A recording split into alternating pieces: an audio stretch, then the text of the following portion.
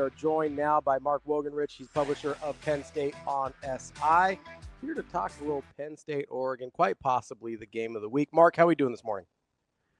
Doing great. Appreciate you having me on. Thanks so much. I mean, this is a heck of a slate. If you could have drawn it up any better, if you want to go all James Franklin-esque and get that in that environment, would you have picked the nightcapper? For this game? Yeah. Yeah, absolutely. Penn State has been kind of pining to have their big home game as the whiteout for, for 7 years, essentially. Well, 6 years since Michigan was there in 2019. Fox's Big Noon has changed the landscape of Big Ten football. You guys know that as well as anybody. And Penn State and Ohio State probably have been the biggest voices against it. Penn State's whiteout for like 8 years in a row, was either Ohio State or Michigan. And then here comes Big Noon, and their whiteouts recently have been Auburn, Minnesota, Iowa, Washington. And not to say that those weren't great games and great atmospheres, but Penn State wants to be able to. They want the marquee, and this is their marquee home game of the season. The last couple of years they've kind of complained publicly and privately as well to the Big Ten to say we want the home field advantage against Ohio State or Michigan, whoever's on the schedule. And they've argued that it's in the Big Ten's best interest and college football's best interest to have that game as the whiteout. And that's a very self-beneficial argument, and saying, we want to play Ohio State at night, that sort of thing. So they don't play Michigan this year. They go to Ohio State on November 1st. So this is their game. And, I think all the kind of the nudging of the Big Ten finally got it to them. So I'm curious about this because a lot of it seems like the consternation of Penn State fans is specifically kind of about the Ohio State of it all, in particular in these big games. Would a win over Oregon satiate the big game narrative with James Franklin? That's a great question, and it's been going on for, I don't know how long now. I think because Oregon's really good, but it's not Ohio State, absolutely. right? So I don't know what to do with it. Right. No, it absolutely would. It's interesting that it would satiate it, but not as much as an Ohio State win over Ohio State would. But then, the flip side of that is if Penn State goes to Columbus and loses in November, I mean, the consternation is going to come back, specifically because that's been their boogeyman game, their witchcraft game. It's hysterical that they played Ohio State like on Halloween weekend for the last couple of years, and they're going to do it again. The game's November 1st this year, so right around that Halloween time, and they've just been stymied. Franklin's 1-10.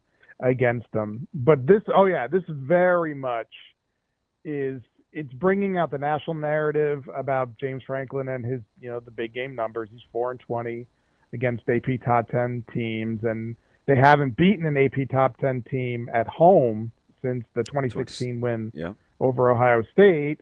And, they had a couple of AP top 10 wins last year. They had the one against Boise State, and then they go back to like Wisconsin in the Big Ten title game, but they just don't win those games. So Oregon absolutely would satisfy, kind of quell that that thing in the back of Penn State fans' heads that we don't win that big one. This most definitely is a big one, but it only buys them about a month. Pretty much, yeah. This is interesting. And Mark, let me ask you, because, we talked to a couple of national guys this week, and we were just talking the landscape of college football, going through the matchups. And it's interesting when people critique Penn State, and it's, hey, we think we kind of know what we're getting. I'm just not sure they're capable of, and it's always around the offense. And I look at, the balance between like Hudson and Pena, and even Luke Reynolds for that matter, right? Just a yard kind of differentiating the two, all around 13, 14 catches. If the offense is going to get going in a way you like, does it start with the kind of more balance between Singleton and Allen's production as a pair, or is it getting more vertical in the passing game? Allen's doing his thing with the big plays and and the gaudy average. Singleton is kind of the guy it's like, hey, we got to get him going. Where do you start? To me, this game begins, ends, and middles with Drew Allar. I'll get to Nick Singleton. He's absolutely vital in this because he and Katron kind of helped lead that near comeback against Oregon in the Big Ten title game last year. But this is Drew Allar's game. He's not been that quarterback who you say he came back after getting a first-round draft grade, for getting like first-round NFL draft grade, and he came back in order to lead Penn State to the college football playoff, potentially to the title game, that sort of thing, to be a Heisman Trophy candidate, to be an awards candidate, all of that sort of thing. He just hasn't been that guy yet. I mean, just looking at some of his numbers, he's 65 in the country in completion percentage. He's 80th in yards per attempt, and in that ESPN QBR ranking, he's 106. It's like his rating, his QBR is about half that of Oregon's Dante Moore. It's crazy when 65% isn't very good anymore. You know what I mean? With RPOs and screen, it's true though. Yeah, it's like 65%. It's kind of average. but the last two games, right? Exactly. But the last two games, he was 16 for 29 against Villanova. It's just not a great number at all. And he's been inconsistent. I mean, I'm sure you saw the throw against Villanova where he just like threw that thing through a keyhole. Yep. That's a touchdown against anybody. But then he's missing guys. He's not seeing an open receiver coming out quick out of the gate. He or airmailed the post FIU. to Pena. Yeah. Yep. And against FIU, he had Nick Singleton on just like the easiest of little swing throws. And that's a first down. That might have been a touchdown because I think it was close to the red zone and just missed him. He just flat out missed him. And that's the kind of stuff. It's interesting that that's where he has missed so far. Some of the easier throws that he can make. And, he's just not, his numbers have never historically just haven't been great against big teams like Ohio State in 23, Michigan in 24, I think, or Michigan in 23. I think he was like 10 for 23 in that game. Or, Notre Dame last year. His like completion percentage is around 50% in games against top 10 teams. And so that's the one you're waiting on most. You're waiting on Drew Saturday night, right, to have that coming out party. I go back to like Saquon Barkley in 2017. People knew who he was, but I mean at Iowa, he had that moment. And Drew is still searching for that moment. Mark, if you're looking – go ahead. Oh, I was going to say, so what's the key to getting, in your opinion, we were going to follow up with Singleton and how Penn State gets him going this year? That's really interesting to me because I don't know where it's kind of come unlocked for him. With Katron Allen, I think what you've seen, James Franklin has mentioned this over the past couple of years, that Katron Allen's always had some sort of off-season, injury issue, physical issue, like that was born out of the season that he had, being a very physical runner, and that he just never had really healthy off-seasons in order, like spring, in order to train and really work out. And this year he did. So he looks visibly faster. I don't think he makes that 67-yard run last year at any other time. Yeah, because they have similar amount of carries, right? Just maybe 5 or 6 difference. 4 years. But 4 years Allen has double the yards per carry. Yep. He is more explosive. He has turned himself into a more explosive runner. He still has all the other gifts that he has with like his vision, is able to make cuts, and he's just a good power guy. He doesn't lose yardage, but now he's got the burst. Nick has the burst. Nick's always had the burst. He's had it since his freshman year. I think last year he had 3 carries of 40 yards plus by this time in the season. But he kind of a little bit like Drew, he doesn't seem to be seeing things. And what they've said, what he has said, what Franklin has said specifically about Nick is that he's kind of been pressing a little bit, trying to hit the big trying play, to be perfect.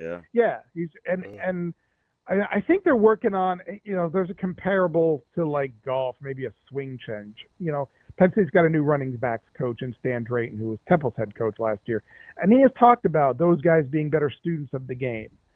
And specifically with Nick, I think he's working on some stuff with Nick about being a student, about understanding his cuts and moves and things like that. And Nick might be getting a little bit lost in some of that because, overworking his brain, trying to learn it, because he very much is a people-pleasing kind of player. They both are. Him and Drew kind of have that similarity in that they want to make their coaches proud, happy, and root for them, that sort of thing. And with Nick, I think he might just be getting bogged down in some of those details and this is James Franklin's term, letting it rip. He hasn't done that yet. There's no doubt that it's going to come. And it's one of those things where do you see him bust one against Oregon on Saturday and be able to actually get into a one-on-one with a safety or a linebacker or something like that and turn around and make the guy turn around and go. Nick's there, like he is on the cusp of that, just hasn't reached that yet. As you look at Oregon, what concerns you the most about what they bring to the table against Penn State? It's just, I think there's so much that they do offensively. The thing, the multiplicity of the offense, the way, Dante Moore can throw to, a million targets, the way they can run the ball, that they haven't, they've given up one sack. And I know we can go comparisons to competition. They've given up one sack in 4 games. That's just pretty remarkable. I think even when you have an offensive line that 3 new starters.